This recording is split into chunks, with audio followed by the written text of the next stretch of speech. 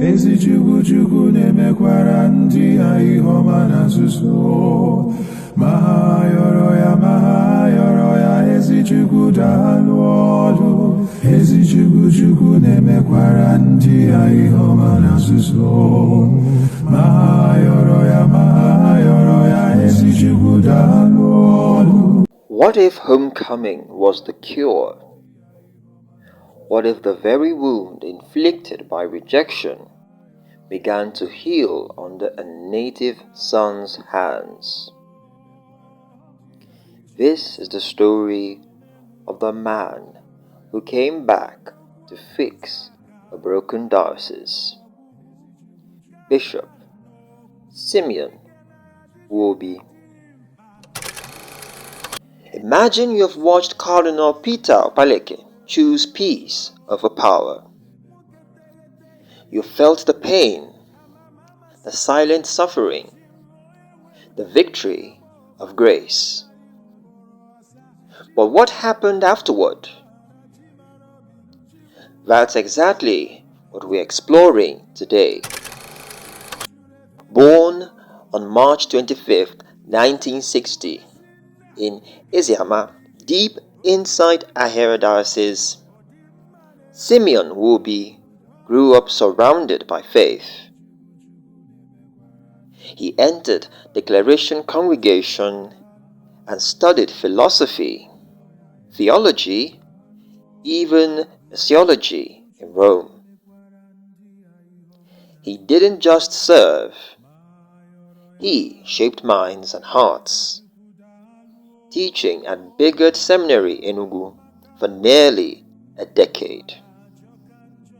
He rose through roles: parish priest, bossa, rector, provincial leader, always rooted in his people, yet shaped by the world. Fast forward to October 14th, 2023. After years of vacancy caused by conflict over the appointment of Cardinal Okpaleke, the Vatican named Simeon an auxiliary bishop to the apostolic administrator of Ahiara Diocese, Most Reverend Lucius Iwejuru Gorgi. He stepped into a diocese marked by division, suspicion, even shame. Picture him that December, receiving episcopal consecration. Now a bishop. Now their bishop. The first son consecrated in Imbise land. The first to bear that title. Within 6 months, on May 3rd, 2024, he was appointed local ordinary officially and installed on June 20th. He didn't come with arrogance. He didn't come to prove anyone wrong. He came to heal. When he walked into Ahiara's cathedral, it wasn't just a liturgical ceremony. It was a moment of reconciliation.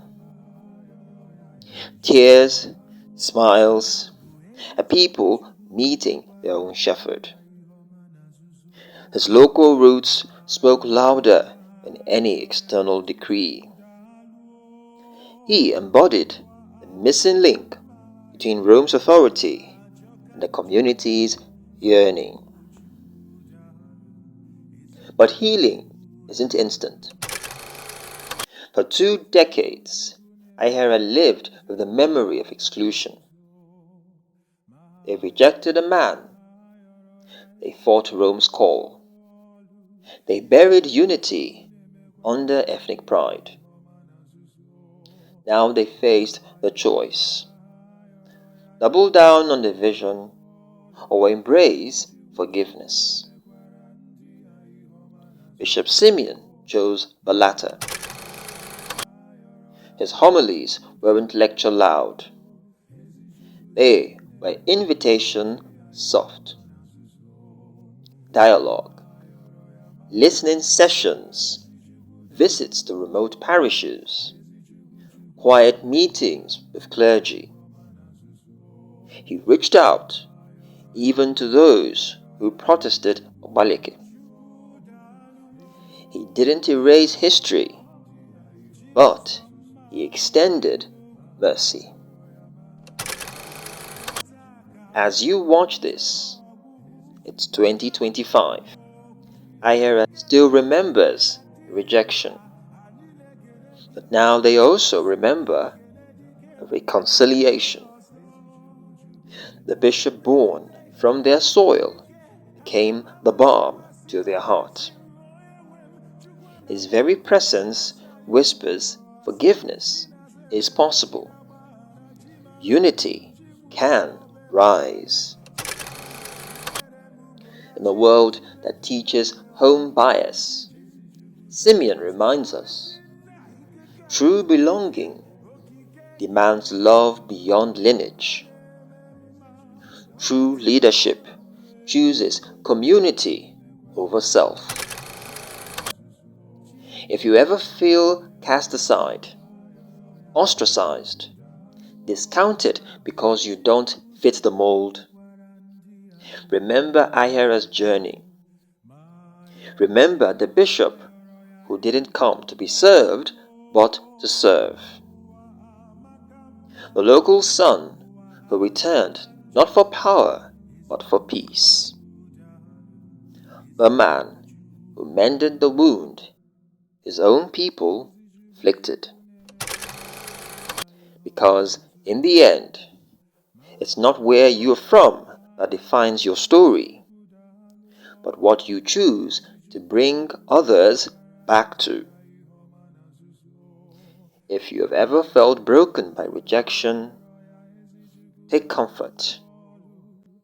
Healing sometimes starts by walking toward the wound, not away from it. Ahiara reinvents itself under a son of their own. And we all learn that wounds can hurt. Restorative, reconciliatory grace can heal. Ezichukwu daalụ ọlụ, Ezichukwu na-emekwara ndị ya ihe ọma na nzuzo. Ma ha yọrọ ya, Ezichukwu daalụ ọlụ.